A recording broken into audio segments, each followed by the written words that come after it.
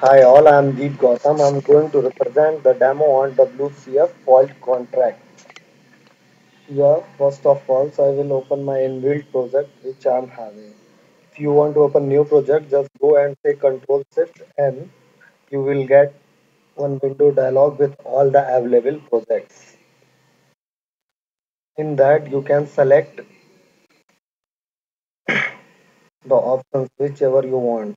Just select WCF service application and give the name of the WCF service application. Select the proper location.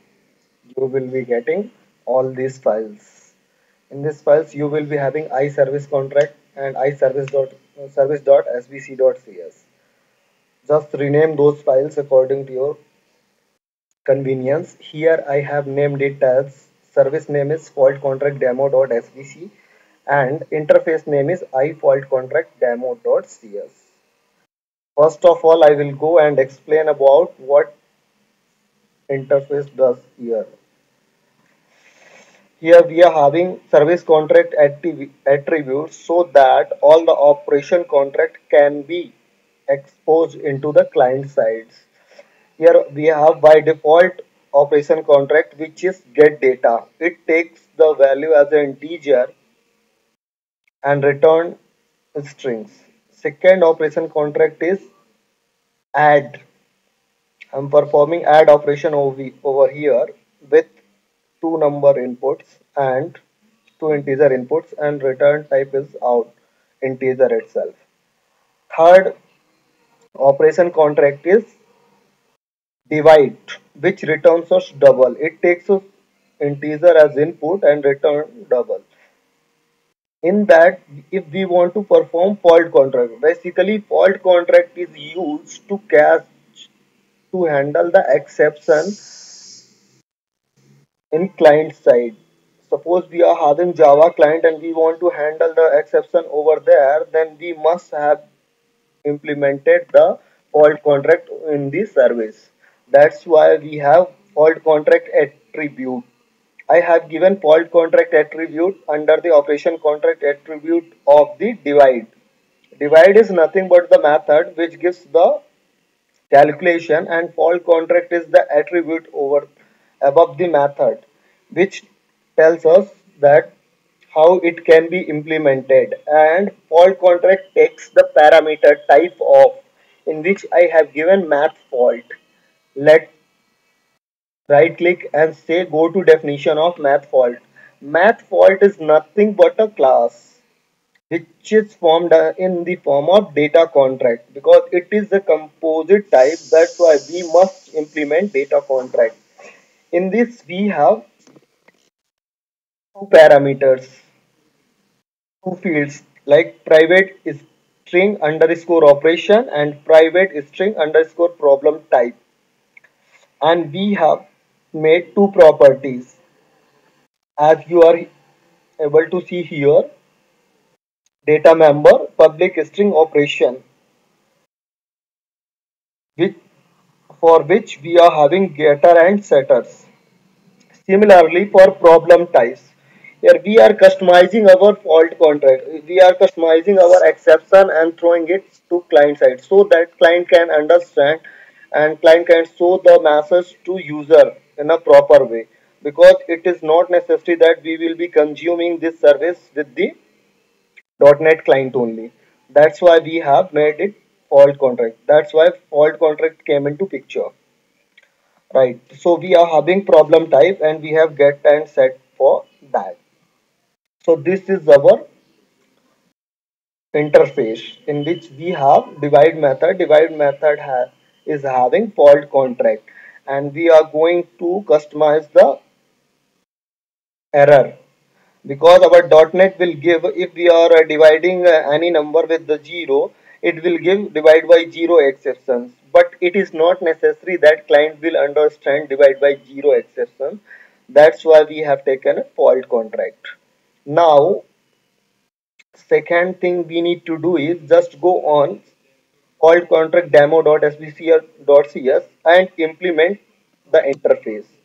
For implementing the interface, just say iFault contract demo, inherit iFault contract demo, and give the definition of all the methods.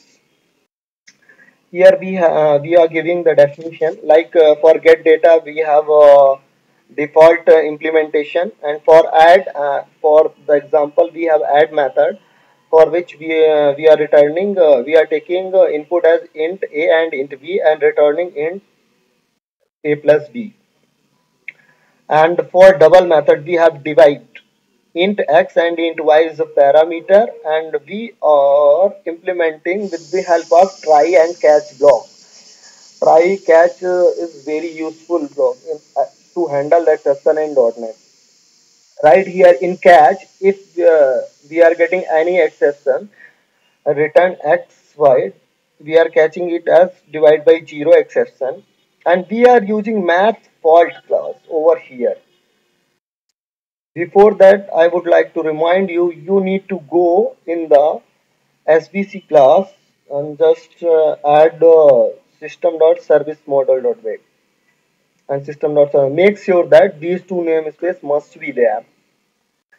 Just use the math fault class and assign the property value to those. Create the object of those class. Create the object of those class and give your customized message. Now here, throw new fault exception. It's kind of math fault exception, and mf we are passing the object into that.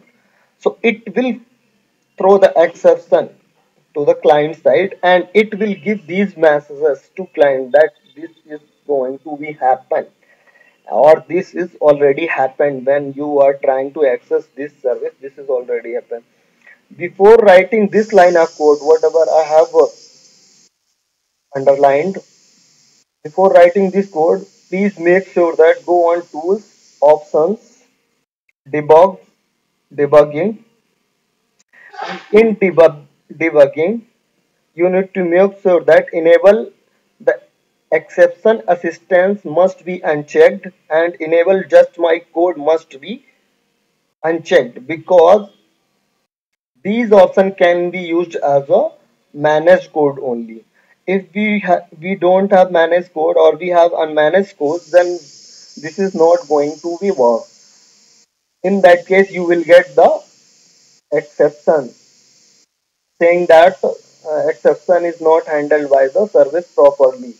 But this is because of we have enabled the debugging for manage. That's why we have unchecked this. Now this is the implementation part. Now I will go and create one web application. In web application, I have created fault test.aspx.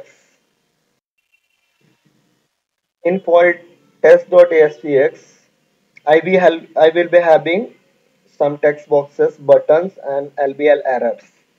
In these text box, I will put input, and in this divide button, I will call this service.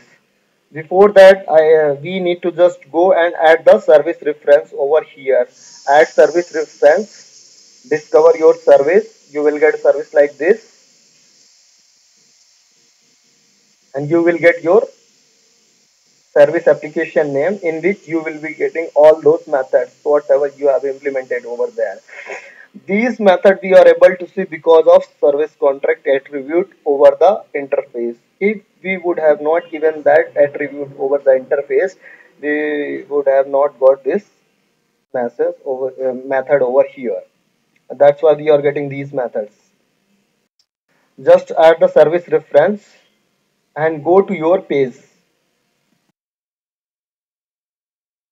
code behind, and add the service reference using fault contract test web service dot service reference false. This is nothing but the whatever service reference name we have given in the dialog box, and you will be able to see this name, similar name over here also, because whatever name we are giving over there, it will be getting added with the similar name in service reference, right? And second thing, if you want to work with fault exception, you must include system.service model in the client side. So here is our implementation. We have created the object of that service as usual we used to implement.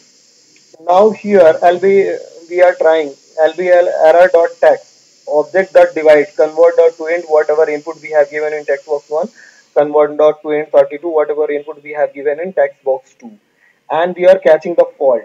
Catch fault exception. Fault exception math fault. This is nothing but our user defined exception class which is giving us proper modified message, which is not giving us .NET based messages, because in this class we have operation and problem type properties fields, so we are taking the value from there. Just catch the exception in level error dot text is equal to the error in ex dot detail. Before trying to access the proper message, you need to use the object of catch class and use the detail, then operation is nothing but the field of our math fault class. And similarly for problem type is nothing but the field of the math fault class. Then we will go and implement here. We will run this service over here. And we are having already clients, so client is going to consume the service for the demo of divide by zero. This is the first video in YouTube for WCF fault contract. Suppose I'm dividing 10 by 2, it will give us executing and it is giving 5 as a result. If I am giving 0, I should not get .NET based message. I should get message according to our class, which is nothing but math fault class we have implemented in service, and we should get modified message. Whatever parameter, whatever fields we have used in math fault class, we should get message according to that. So if I am going to divide 10 by 0, it will give us the error in divide and divide by 0 exception because you have entered second number as 0. So the benefit of fault contract is, first of all, another client unmanaged code can understand fault contract. The second benefit of the fault contract is that we can modify the error message so that user, because sometimes what happens, user cannot understand technical message. So in order to make it more user friendly, we need to modify the message so that user can understand the message and user can take proper action. That's why fault contract came into picture. Thanks for watching my video.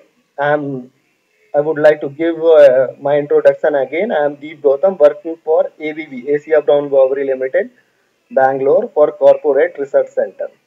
Thanks for watching.